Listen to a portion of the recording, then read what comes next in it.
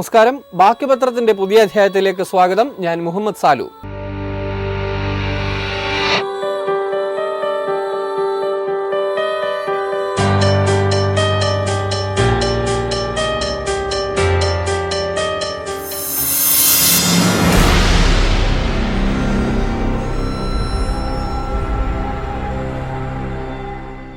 കടലും കരയും പ്രണയബദ്ധരെന്ന് കവികൾ.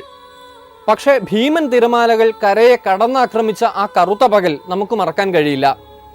2004 ഡിസംബറിൽ ക്രിസ്തുമസ് ആഘോഷത്തിന്റെ മധുരം മായും മുൻപേ ഇന്ത്യയുടെ തെക്കൻ തീരങ്ങളിൽ സുനാമി തിരമാലകൾ ആഞ്ഞടിച്ചു. ഒരു മനുഷ്യായുസിന്റെ ഈടുവെപ്പുകൾ, കരുതുവെപ്പുകൾ ഒക്കെ തന്നെ ഒറ്റ നിമിഷം കൊണ്ട് ഇല്ലാതാവുകയായിരുന്നു.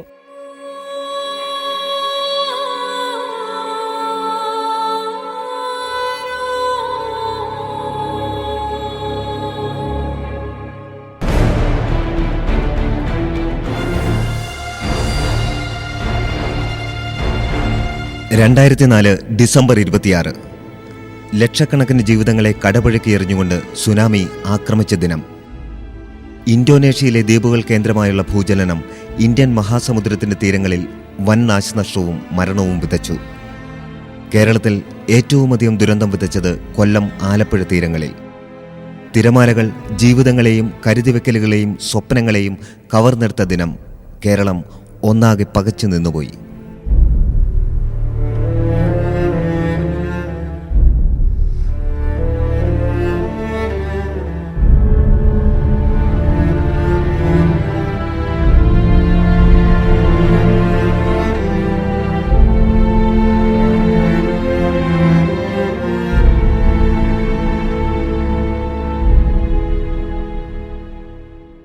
സമുദ്രത്തിന്റെ അടിത്തട്ടിലുണ്ടാകുന്ന ശക്തമായ ഭൂചലനങ്ങളുടെ തുടർച്ചയായാണ് സുനാമി ഉണ്ടാകുന്നത്. ജപ്പാന്റെ തീരങ്ങളിൽ ഇത് പതിവായതുകൊണ്ടാകാം സുനാമി എന്ന വാക്കുപോലും ജാപ്പനീസ് ഭാഷയിൽ നിന്ന് ഉണ്ടായത്. പക്ഷേ ഇന്ത്യക്ക് ഇത് ഒട്ടും പരിചിതമായിരുന്നില്ല. അതുകൊണ്ട് തന്നെയാണ് കടൽ ഉൾവലിയുകയും തിരമാലകൾ രാക്ഷസ രൂപം പ്രാപിച്ച് കരയിലേക്ക് ആഞ്ഞടിക്കുകയും ചെയ്തപ്പോൾ നാം പകച്ചുപോയത്. 600 വർഷങ്ങൾക്കിടയിൽ ഇത്തരം സുനാമികൾ ഉണ്ടാകാറുണ്ട് എന്ന് പുതിയ പഠനങ്ങൾ ചൂണ്ടിക്കാട്ടുന്നു. സുനാമി എന്ന വാക്കിന്റെ ഉത്ഭവം ജാപ്പനീസ് ഭാഷയിൽ നിന്നാണ്. കടലിനടിയിലെ പ്രകമ്പനങ്ങളോ ഭൂകമ്പങ്ങളോ മൂലമുണ്ടാകുന്ന ഭീമാകാരമായ തിരകളാണ് സുനാമി. തിരകൾ ഭീമാകാരമായി ഉയർന്ന് കരയിലേക്ക് കയറി വൻ നാശനഷ്ടമുണ്ടാക്കുന്നു. ജനതയെയോ സംസ്കാരങ്ങളെയോ ആകെ തന്നെ ഭൂമുഖത്ത് നിന്ന് തുടച്ചു നീക്കുവാനുള്ള കരുത്ത് സുനാമിക്കുണ്ട്. ജപ്പാൻ തീരങ്ങളിൽ ഇത് നിരന്തരമുണ്ടാകുന്നു. ആധുനിക യുഗത്തിലെ ഏറ്റവും ഭീമാകാരമായ ദുരന്തം 2004 സുമാത്രയിലുണ്ടായ ഭൂകമ്പത്തെ തുടർന്നുള്ള സുനാമിയാണ്. 14 രാജ്യങ്ങളിലായി 2,50,000 പേർ മരിക്കുകയും ലക്ഷക്കണക്കിന് ആളുകൾ അഭയാർത്ഥികളാകുകയും ചെയ്ത ഈ ദുരന്തം മാനവരാശിയുടെ ചരിത്രത്തിലെ മറക്കാനാവാത്ത ഒരേടാണ്.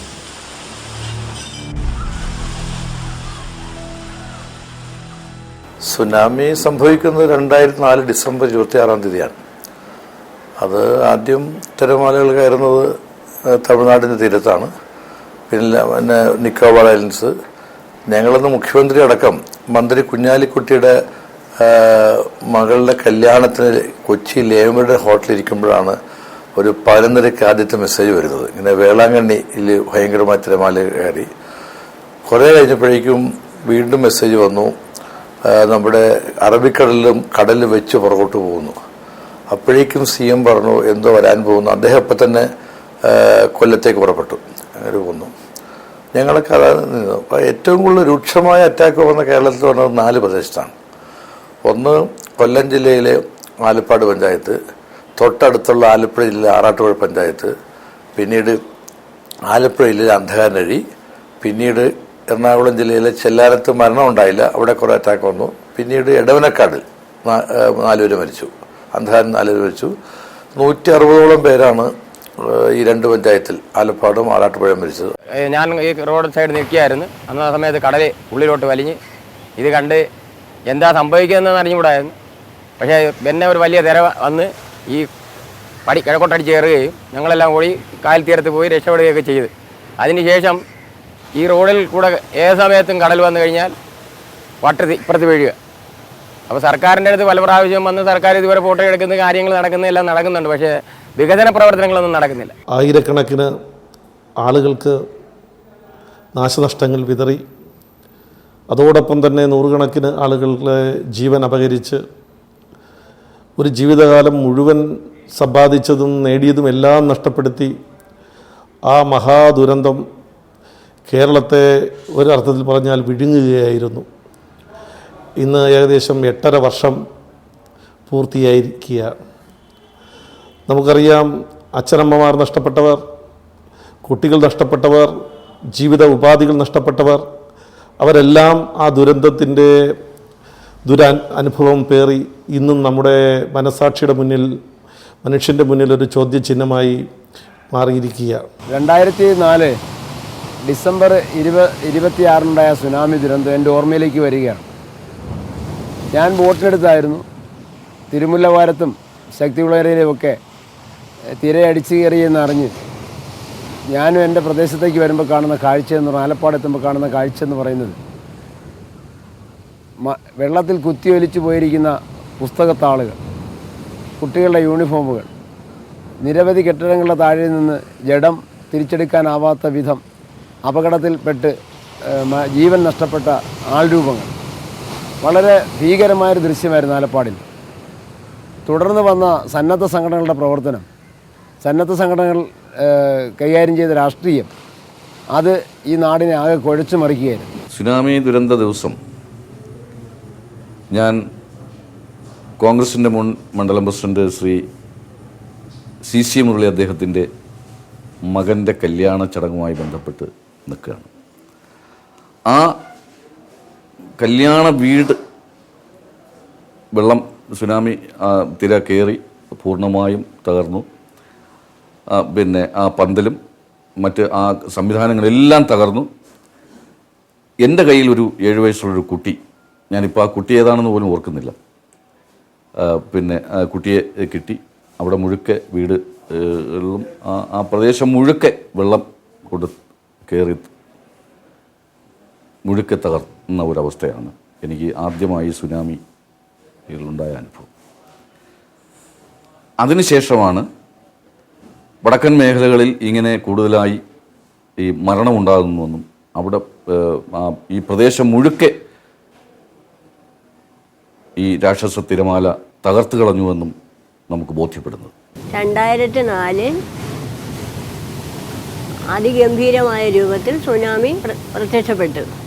അപ്പോൾ ഇതിൽ നിന്ന് എങ്ങനെ രക്ഷ നേടാൻ കഴിയുമെന്ന് അമ്പരന്നുകൊണ്ട് ഞാൻ എരുത്തിലിൻ്റെ മുന്നിൽ നിൽക്കുമായിരുന്നു. അവിടെ നിന്ന് പെട്ടെന്ന് ഒരു കടൽ വന്നടിച്ച് എന്നെ കിഴക്കേ ഒരു കായലോരത്തുള്ള ഒരു ചീലാന്തിയുടെ അരികിലെത്തിച്ചു. ചീലാന്തിയുടെ ഒരു കവരത്തിൽ പിടിച്ച് ഞാൻ രക്ഷപ്പെട്ട് അരമണിക്കൂർ കഴിഞ്ഞപ്പോൾ പെട്ടെന്ന് വെള്ളവും വന്നതാണ്. ഇറങ്ങി വന്ന് നോക്കുമ്പോൾ വീടും എരുത്തിലും എല്ലാം വീട് പൊട്ടിപ്പുളർന്നിരിക്കുകയും എരുത്തിൽ കംപ്ലീറ്റ് നഷ്ടപ്പെടുകയും പശുക്കൾ അവിടെ നിന്നവരെങ്ങോട്ടോ ഓടിപ്പോവുകയും ചെയ്തു.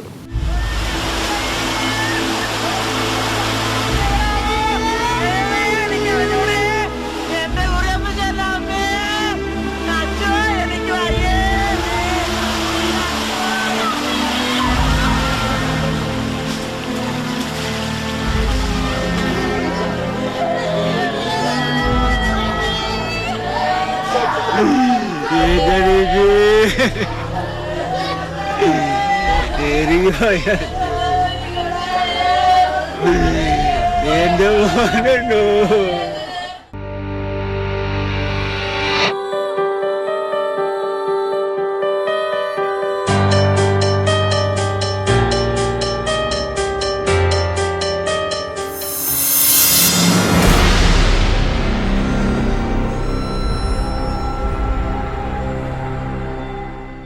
കേരളത്തിന്റെ ഭൂമിശാസ്ത്രപരമായ വൈവിധ്യം സംസ്കാരത്തിന്റെ നാനാത്വത്തിന് കാരണമാണ്. കിഴക്കൻ മേഖലയിലെ ആദിവാസികളെ പോലെ തന്നെ പടിഞ്ഞാറൻ മേഖലയിൽ വേറിട്ടൊരു സാംസ്കാരിക പരിസരത്തിന് ഉടമകളാണ് തീരദേശവാസികളും. എന്നിട്ടും അതിനർഹമായ പരിഗണനയും സംരക്ഷണവും അവർക്ക് ലഭിക്കുന്നുണ്ടോ? ക്ഷുഭിത സാഗരത്തോട് മല്ലടിക്കുന്നവർ ജീവിതത്തോടും പോരടിച്ചു കൊള്ളട്ടെ എന്നാണോ? കേരളത്തിന്റെ തീരദേശം പലപ്പോഴും കലുഷമാകാറുണ്ട്. ആവർത്തിച്ചുണ്ടാകുന്ന കടൽക്ഷോഭമോ കലാപങ്ങളോ തീരദേശ ജീവിതങ്ങളിൽ നാശം വിതയ്ക്കാറുണ്ട്. എങ്കിലും കടലിനെ ഉപജീവിച്ച് ജീവിക്കുന്ന ഈ സമൂഹം തീരദേശങ്ങളിൽ തന്നെ വീണ്ടും പാർപ്പുറപ്പിക്കുന്നു. അതിനു കാരണം അത്തരമൊരു ആവാസ വ്യവസ്ഥയോടും സാഹചര്യങ്ങളോടും സാംസ്കാരിക പരിസരങ്ങളോടും ഒരു ജനത പുലർത്തുന്ന ആഭിമുഖ്യമാണ്. എങ്കിലും ഏറ്റവും ചെലവ് കുറഞ്ഞ മാംസ്യം എന്ന നിലയിൽ കേരളീയ ജീവിതങ്ങളിൽ ഒഴിച്ചുകൂടാൻ കഴിയാത്ത മത്സ്യം നൽകി നമ്മെ ഊട്ടുന്ന ഈ സമൂഹത്തിന് വേണ്ടത്ര പരിഗണനകൾ ലഭിക്കുന്നില്ലേ? അവർ പൊതുജീവിതങ്ങളിൽ നിന്ന് പാർശ്വവൽക്കരിക്കപ്പെടുന്നുണ്ടോ? സുനാമി പോലുള്ള ദുരന്തങ്ങൾ കുറച്ച് മുന്നേ കൂട്ടി അറിഞ്ഞാൽ പോലും പൂർണ്ണമായി ഒരു അതിജീവനം സാധ്യമാണ് എന്ന് ഞാൻ കരുതുന്നില്ല. ഏറ്റവും മുന്തിയ ജപ്പാന്റെ അവസ്ഥയിൽ നമ്മൾ ഏറ്റവും പുതിയ ഫുക്കുഷിമയുടെ ചരിത്രം കേൾക്കുന്നുണ്ട്. അതുകൊണ്ട് ദുരന്തങ്ങൾ വരും, മഹാമാരികൾ വരും, ഇത് ശരിയാണ്. അത് എത്ര കൂട്ടി മുൻകണ്ടറിഞ്ഞ് അതിൻ്റെ ദുരന്തങ്ങളുടെ ശക്തി ഒഴിവാക്കാൻ കഴിയും എന്ന് നമുക്ക് ആലോചിക്കാം. പക്ഷേ ഈ കഴിഞ്ഞ 9 വർഷമായിട്ട് പിന്നെ നമ്മൾ ഇതിൻ്റെ ആവർത്തനം അനുഭവിച്ചിട്ടില്ല. അതുകൊണ്ട് തന്നെ 9 വർഷങ്ങൾ കൊണ്ട് ഇവരുടെ പുനരധിവാസം സാധ്യമായിരുന്നു. അടുത്ത സംസ്ഥാനം തമിഴ്നാടിനെ സംബന്ധിച്ച് നമ്മൾ പറയുമ്പം പലപ്പോഴും പിന്നോക്കം നിൽക്കുന്ന സമുദായമായിട്ട് നമ്മൾ അതിനെ വിലയിരുത്തുമ്പോൾ തന്നെ അവർ നടത്തിയ ഫലപ്രദമായ പുനരധിവാസ ശ്രമങ്ങൾ പോലും മലയാളത്തിൽ നടന്നിട്ടില്ല എന്ന് മാത്രമല്ല, താങ്കൾ സൂചിപ്പിച്ച ഈ ചോദ്യത്തിന് തീരദേശത്ത് താമസിക്കുന്ന ആളുകളുടെ കാര്യത്തിനകത്ത് കുറെ കൂടി സ്ഥൈര്യമുള്ള പെർമനൻ്റായ ഒരു സ്വഭാവത്തോടു കൂടിയ ഒരു സുരക്ഷാ രീതികൾ വേണം. അത് എത്രത്തോളം നമുക്ക് ചെയ്യാൻ കഴിഞ്ഞിരിക്കുന്നു? ഞാൻ നേരത്തെ ഇതിനു മുമ്പ് സൂചിപ്പിച്ച കാര്യം തന്നെയാണത്. സാധാരണ കല്ലിടുകയാണ് നാം ചെയ്യുന്ന ഒരു കാര്യം. സുനാമി പോലെയുള്ള വൻ അപകടങ്ങൾക്ക് അത് തടഞ്ഞു നിർത്താനാവില്ല. പക്ഷേ ഈ കല്ലിടൽ പദ്ധതി പോലും ഒരു വലിയ അഴിമതി ആയിട്ടല്ലാതെ സവിസ്തരമായ ഫലപ്രദമായൊരു നടപടിയായി മാറുന്നില്ല കേരളത്തിലെ തീരങ്ങളിൽ. അങ്ങനെ വരുമ്പം ഇത് അനുഭവിക്കുന്ന ജനതയുടെ അംഗസംഖ്യ കുറവായിരിക്കുന്നത് കൊണ്ട് അവർ വേണ്ടുമെണ്ണം ശ്രദ്ധിക്കപ്പെടാതെ പോകുന്നു. നമ്മുടെ ജനാധിപത്യ അവബോധവും അതുപോലെ തന്നെ പബ്ലിക് സ്പെൻഡിങ്ങിനകത്തുണ്ടായിരിക്കുന്ന അക്കൗണ്ടബിലിറ്റിയും പരിഹരിക്കൊണ്ട് മാത്രമേ ഇത്തരം ആളുകളുടെ, അത് തീരദേശവാസികളാകട്ടെ, ആ മത്സ്യബന്ധന മേഖലയിലുള്ള തൊഴിലാളികളുടെ ആകട്ടെ, ആദിവാസികളുടേതാകട്ടെ, ഇത്തരം ഈ ന്യൂനപക്ഷങ്ങളുടെ, മൈനോറിറ്റികളുടെ പ്രശ്നത്തിൻ്റെ പരിഹാരം അങ്ങനെ മാത്രമേ സാധ്യമാകൂ.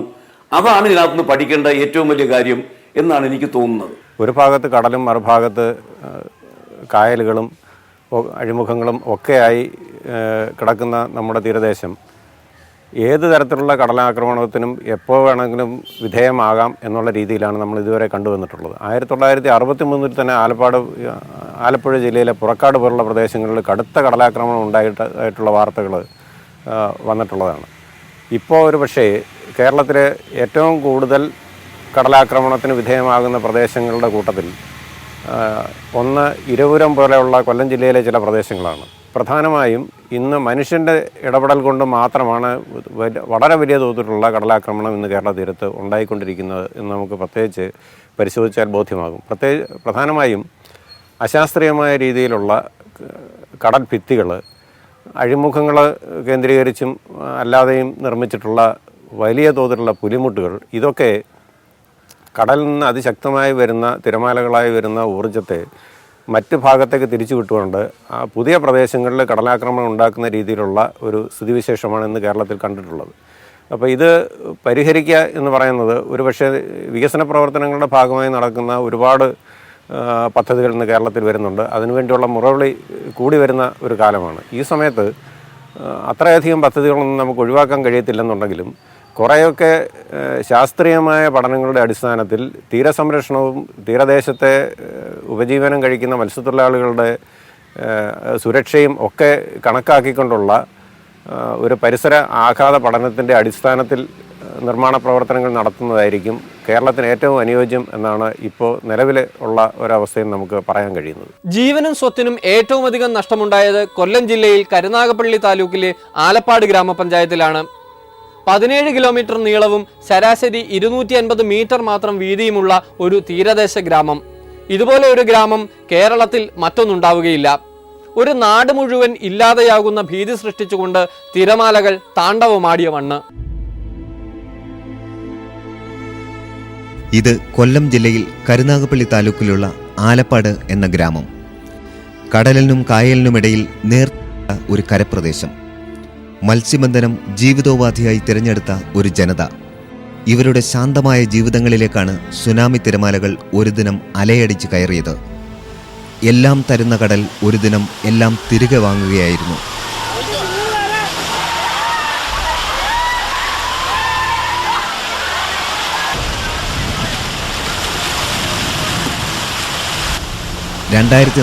ഡിസംബർ 24 സുനാമി ദുരന്തത്തിൽ ഇവിടെ മരിച്ചവർ 132. ഉറ്റവരും വീടും ജീവിതോപാധികളും സമ്പാദ്യവും എല്ലാം നഷ്ടപ്പെട്ട് നിരാലംബരായവർ 1000-ഓളം. കടലിനും കായലിനുമിടയിൽ കുടുങ്ങിപ്പോയ ഒരു ജനത മരണത്തെയും ദുരന്തങ്ങളെയും നിലവിളികളോടെ ഏറ്റുവാങ്ങി.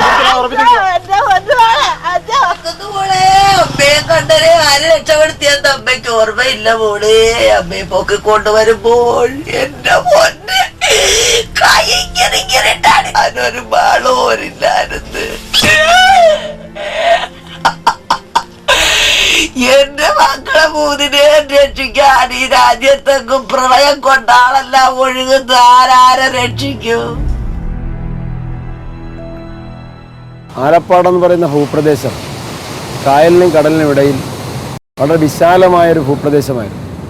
കാർഷിക സമൃദ്ധി, മത്സ്യസമൃദ്ധി, തൊഴിൽ, വൈവിധ്യമാർന്ന ഒരു ജീവിത സംസ്കാരം, ഒരു നല്ല സ്നേഹമുള്ള ആൾക്കൂട്ടം, ഇതെല്ലാം തിങ്ങിപ്പാർന്ന പ്രദേശമാണ്.